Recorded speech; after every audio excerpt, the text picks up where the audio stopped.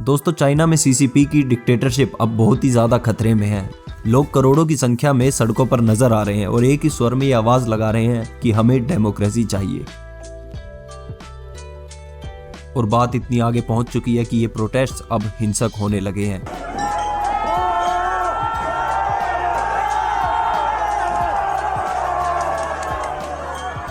Experts का ये मानना है कि ये सीसीपी की तानाशाही का अंत होगा। लेकिन इन सब की शुरुआत हुई कैसे? इन सब की शुरुआत होती है चाइना की जीरो कोविड पॉलिसी के चलते। There are constant lockdowns and mandatory PCR tests around every corner. Fences to stop people leaving their flats. In bicycle locks and padlocks just to keep people in. Electronic magnetic alarms are going to be placed.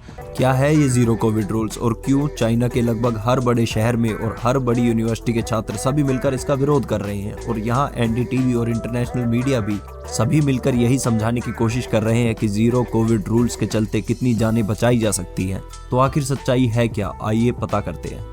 तो जी, इन सब की शुरुआत हुई थी मार्च के अंदर, जब China के अंदर कोविड केसेस अचानक से गतिशील होने लगे और चाइना की सरकार ने पूरे विश्व को लॉकडाउन के एक अमानवीय रूप से परिचित करवाया। और इस लॉकडाउन को आप साधारण लॉकडाउन समझने की भूल कतई ना करें। परिवार के अगर एक सदस्य का कोविड पॉजिटिव होने का संदेह मात्र भी अगर सरकार को हुआ, पूरे के पूरे परिवार को जबरन आइसोलेशन में रखा गया। लोगों को उन्हीं के घरों में बंद करके भूखे मरने के लिए छोड़ दिया। लोगों के घरों के दरवाजों को बाहर से सील कर दिया गया ताकि वो बाहर ही ना निकल पाएं। और अगर कोई बाहर निकलने की कोशिश करे तो उनको इन क्वारंटीन फैसिलिटीज में डाल दिया गया, जो कि दिखने में क्वारंटीन फैसिलिटीज कम और कंसंट्रेशन कैंप्स ज्यादा लगते हैं। बच्चे, औरतें, बूढ़े सभी को जबरदस्ती कंसंट्रेशन कैंप्स में घसीट कर लाया गया। मतलब इक्वालिटी का इतना ज्यादा ध्यान रखा गया है कि साला राणा अयूब भी परेशान हुई फिर रही हैं कि साला हमसे ज्यादा लिबरल भी कौन पैदा हो गया इस दुनिया में। लेकिन इन सब के बावजूद भी चाइना की जनता के अंदर कुछ खास बगावत का मूड नहीं था। चाइना की जनता ने सोचा कि ये सिर्फ कुछ ही दिनों की बात है, लेकिन फिर वो कुछ दिन, कुछ हफ्तों और फिर कुछ महीनों में कन्वर्ट होने लगे। सोशल मीडिया पर पोस्ट जो है वो सर्कुलेट होने लगी, जैसे कि एक 3 साल का बच्चा अपने पिता के हाथों में ही दम तोड़ गया क्योंकि उसके घर के अंदर गैस लीक हो गई और कोविड वर्कर्स ने उन्हें अपार्टमेंट से बाहर नहीं जाने दिया इलाज के लिए। लेकिन यहाँ तक भी प्रोटेस्ट जो हैं वो इतने भीषण नहीं हुए थे कि चाइना की गवर्नमेंट उन्हें कंट्रोल न कर सके। लेकिन फिर अरुमची की घटना हुई, 10 से ज्यादा लोग मारे गए और सैकड़ों लोग बुरी तरह से घायल हुए क्योंकि आग लगने के बाद लोग बाहर निकल ही नहीं पाए क्योंकि सीसीपी ने बाहर से दरवाजे लॉक कर रखे थे।